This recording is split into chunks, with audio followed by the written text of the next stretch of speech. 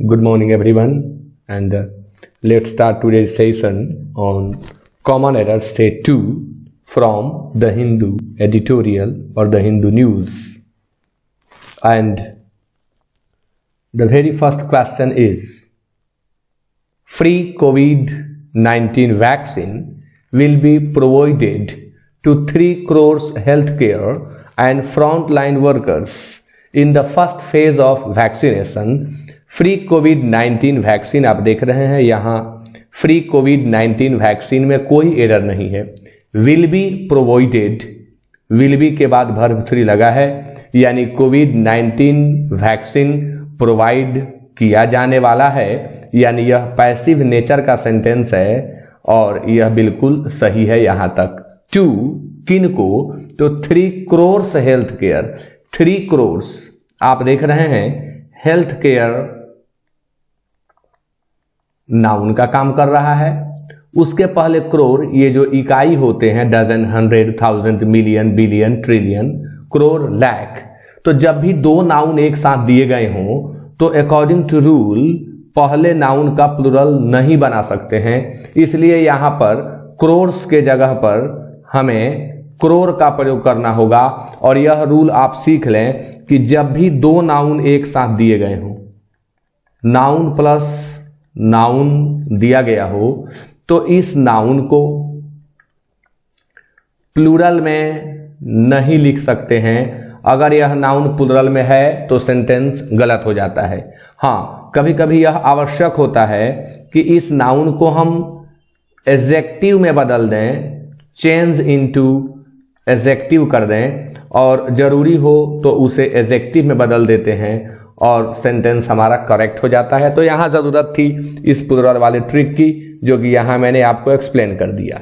The second one is speaking about vaccine hesitancy, the minister said it was not a new phenomena. Speaking के बाद about के बारे में के लिए लगा है, वैक्सीन हेजिटेंसी बिल्कुल सही है। द मिनिस्टर सेड दैट, अब यहां आप देख रहे हैं पास्ट टेंस का प्रयोग हुआ है, तो इट के बाद पास्ट टेंस आया, इसलिए यह भी बिल्कुल सही है। दैट, अब रूल होता है कि दैट के पहले अगर पास्ट सेंटेंस में क्लॉज लिखा गया है तो दैट के बाद वाला भी पास्ट में ही होता है, जो कि है यहां तक फुलफिल सही हो रहा है। ए के बाद न्यू फेनोमेना है, और आप जानते हैं कि ए के बाद आने वाला नाउन हमेशा सिंगुलर होता है, जबकि फेनोमेना जो है वह तो प्लुरल है, तो इसका सिंगुलर होता है फेनोमेनन। तो फेनोमेना हटा करके यहां हम फेनोमेनन शब्द का प्रयोग करेंगे और सेंटेंस करेक्ट हो जाएगा। The next one is Samajwadi party president Akhilesh Yadav, बिल्कुल सही है यहां तक। सेड दैट, इन्होंने कहा कि he had a faith in the scientists but not in the BJP. अब यहां रूल देखें, पॉलिटिकल पार्टीज के पहले द का प्रयोग होता है, यहां हुआ है, बिल्कुल सही है। अब आप कहेंगे समाजवादी पार्टी के पहले द क्यों नहीं लगा? यहां एक व्यक्ति का नाम जुड़ रहा है। जब किसी पार्टी के साथ किसी व्यक्ति का नाम जुड़ता है तो उसके पहले आर्टिकल की जरूरत नहीं होती है, इसलिए यहां आर्टिकल नहीं दिया गया है। तो फिर एरर क्या है? सेड दैट पास्ट में है तो हैड भी पास्ट में है। अब एरर यह है कि फेथ जो है वो अनकाउंटेबल नाउन है, फेथ हुआ, बिलीफ हुआ, ये फीलिंग की चीजें हैं, एब्स्ट्रैक्ट नाउन है, और यहां इसे काउंटेबल बनाया गया है, इसलिए यह गलत है। तो यहां हम केवल ए फेथ हटा करके फेथ यूज कर देंगे। नियम कौन सा काम कर रहा है कि अनकाउंटेबल नाउन के पहले हम ए और एन का प्रयोग नहीं कर सकते हैं और न ही इन्हें कभी प्लुरल में लिख सकते हैं। Next one is the fire department said that the first and the second floor were severely damaged. Fire department ने कहा कि पहला और दूसरा फ्लोर सीवियरली डैमेज्ड था, बुरी तरह से क्षतिग्रस्त था। अब यहां आप वर वर्ब का प्रयोग देख रहे हैं। सब्जेक्ट भी आपके पास 2 ठो है, द फर्स्ट है और द सेकेंड है। फ्लोर यहां हिडन है लेकिन यहां फ्लोर है, तो इसलिए जब 2 सब्जेक्ट एंड से जुड़े हों तो वर्ब प्लुरल होता है, इसलिए वर यहां होगा। एंड सम पोर्शंस, दूसरा क्लॉज शुरू होता है यहां से, and some portions of the ground floor and basement was. अब यही गलत है, क्योंकि इस पार्ट का जो सब्जेक्ट है वो some persons of the ground floor है, यानी एक सब्जेक्ट यहां हो गया, फिर एंड से जुड़ करके बेसमेंट आया, दो सब्जेक्ट हो रहे हैं। और ये नहीं भी रहता तो जो इसका पहला सब्जेक्ट है वो प्लूरल फॉर्म में है, सम पर्सन्स है, इसलिए यहां दिया गया वॉज गलत है। इस वॉज के जगह पर हम वर का प्रयोग करेंगे। यह क्वेश्चन सिंटैक्स चैप्टर से था। इस तरह के प्रश्न हमेशा दिए जाते हैं। Next one is, two persons arrested on Saturday in connection with the killing of a 19-year-old girl who was found dead following a party with her friends। अब एरर देखें, दो लोगों ने गिरफ्तार किया सैटरडे को, कि सैटरडे को दो लोगों को गिरफ्तार किया गया। तो यहीं पर यह बात स्पष्ट हो जाती है कि ये जो दो लोग हैं, ये जो टू पर्सन्स हैं, इन्होंने अरेस्ट करने का काम नहीं किया है, बल्कि इनको अरेस्ट किया गया है। तो अगर वाक्य में दिया गया सब्जेक्ट पैसिव नेचर में हो तो वर्ब भी पैसिव नेचर का ही होना चाहिए, जबकि वर्ब यहां एक्टिव नेचर का हो गया है, इसलिए यह सेंटेंस गलत है। टू पर्सन्स है तो यहां हमें लिखना होगा वर अरेस्टेड। अब यहां सिंपल सी थॉट है, सिंपल सा रूल है कि जब वाक्य में दिया गया सब्जेक्ट खुद एक्शन को कर रहा हो या किया हो या करने वाला हो तो सेंटेंस एक्टिव में रहता है, सब्जेक्ट प्लस वर्ब आता है। और यदि उसको किया गया हो, सब्जेक्ट को ही किया गया हो, तो वाक्य पैसिव में होता है। अब चूंकि सब्जेक्ट को ही यहां किया जा रहा है, अरेस्ट किसको किया गया, तो टू पर्सन्स को, इसलिए हमें लिखना पड़ेगा वर अरेस्टेड, क्योंकि यह घटना पास्ट की है। अब इन कनेक्शन विद एक साथ आपको बार बार मिलेगा, याद कर लेंगे। द किलिंग ऑफ, अब चूंकि किलिंग के बाद ऑफ है इसलिए उसके पहले द लगा। कहीं भी वाक्य में द हमें वहां लगाना होता है जहां नाउन के बाद ऑफ हो और उसके बाद पुनः एक नाउन हो, तो किलिंग यहां नाउन का काम कर रहा है, इसलिए द का प्रयोग करेंगे।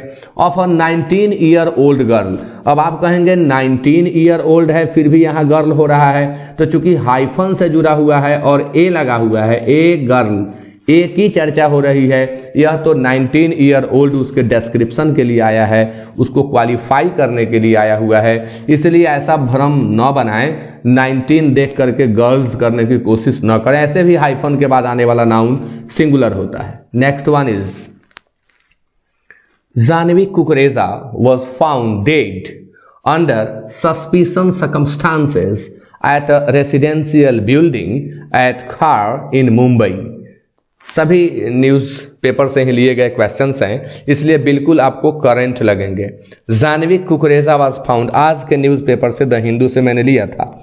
Janvi Kukreja was found dead, Janvi Kukreja dead पाई गई, वाक्य पैसिव में है और पास्ट में है। अंडर सस्पिशन सर्कमस्टांसेस, जब दो नाउन एक साथ दिए गए हों तो पहले नाउन को संभव हो तो एडजेक्टिव में बदलना होगा, तो सस्पिशन सर्कमस्टांसेस नहीं होगा, सस्पिशन शब्द का हमें एडजेक्टिव बनाना होगा और यह यहां होगा सस्पिशस। तो हम यह नहीं लिख सकते हैं कि सस्पिशन सर्कमस्टांसेज, हमें लिखना होगा सस्पिशस। बहुत ही महत्वपूर्ण होता है, थोड़ा इस तरह का एरर डिटेक्ट करना कठिन होता है, लेकिन आप अगर इस तरह के सेट्स बनाते हैं तो इजीली समझ में आने लगेगा।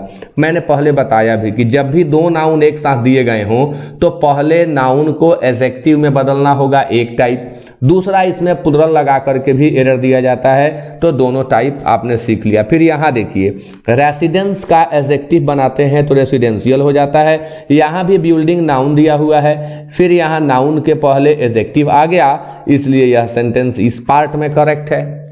खार जगह का नाम है, उसके पहले एट लगेगा, मुंबई में है तो इन लगेगा। Next, an offence under section 302 was registered. अब रजिस्टर करने का काम किसने किया? ऑफेंस ने किया कि उसको रजिस्टर किया गया, तो यह समझ में आता है कि नहीं, इसको रजिस्टर किया गया, इसने रजिस्टर नहीं किया, इसको रजिस्टर किया गया, इसलिए यह पैसिव स्ट्रक्चर बिल्कुल सही है। Was registered against the victim boyfriend and a female friend, यानी जो पीड़ित थी, जो विक्टिम थी, उसके बॉयफ्रेंड के विरुद्ध 302 के तहत एक ऑफेंस दर्ज किया गया। तो विक्टिम के बॉयफ्रेंड, जबकि यहां हम देख रहे हैं कि विक्टिम शब्द के साथ अपॉस्ट्रोफी एस लगा ही नहीं, विक्टिम बॉयफ्रेंड, यहां ग्रामर का नियम ब्रेक हो रहा है, तो हमें लिखना होगा विक्टिम्स बॉयफ्रेंड, यहां अपॉस्ट्रोफी एस का प्रयोग करना होगा, तब यह सेंटेंस करेक्ट होगा, यानी आंसर होगा 3। Number 8 is the government has agreed to not penalize farmers for stubble burning and to safeguard power subsidies. The government has agreed to not, कभी भी जब इन्फिनिटिव को निगेटिव में बदलना हो तो इस तरह के पैटर्न का यूज आप न करें, टू नॉट का यूज कभी ना करें, हमेशा आप नॉट टू का यूज करें। द हिंदू में बिल्कुल ऐसे ही लिखा था, जो कि गलत है, ऐसा नहीं होना चाहिए। आप सीख लें कि जब भी इन्फिनिटिव को निगेटिव करना हो तो हमें नॉट टू को फॉलो करना होता है, टू नॉट को नहीं। उस दिन के वीडियो के एक्सप्लेनेशन में भी मैंने इस बात की जिक्र की थी।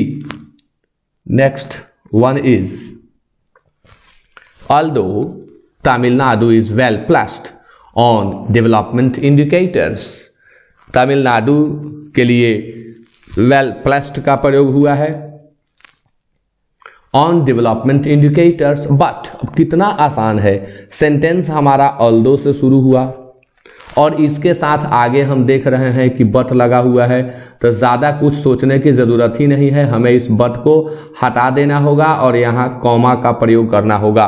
कभी भी सेंटेंस के शुरू में दो या ऑल्दो दिया गया हो, दो या ऑल्दो आपको मिले, तो उस सेंटेंस के बीच में हमें या तो येट का प्रयोग करना होता है या कॉमा का प्रयोग करना होता है, बट का यूज तो कभी करते ही नहीं है।